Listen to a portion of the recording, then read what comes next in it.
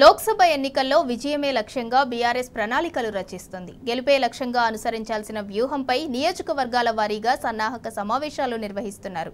Party అధ్యక్షుడు కేసీఆర్ ఆదేశాల మేరకు party secretary general Keshava Rao, Harish Rao సహా ఇతర నేతలు సమావేశాలు నిర్వహిస్తున్నారు. ఇందులో భాగంగా ఇవాళ జహీరాబాద్ లోక్సభ సమావేశం నిర్వహించనున్నారు. లోక్సభ పరిధిలోని అసెంబ్లీ సెగ్మెంట్లకు చెందిన ముఖ్య నాయకులు హాజరు కానున్నారు. రాబోయే లోక్సభ ఎన్నికలకు పార్టీ క్యాడర్ను సమాయత్తం చేసి వారి సలహాలు సూచనలు స్వీకరించడంపై సమావేశంలో చర్చించనున్నారు. పార్లమెంట్ ఎన్నికల్లో అనుసరించాల్సిన వ్యూహం, గెలుపుపై పటిష్ట కార్యాచరణ రూపొందిస్తారు.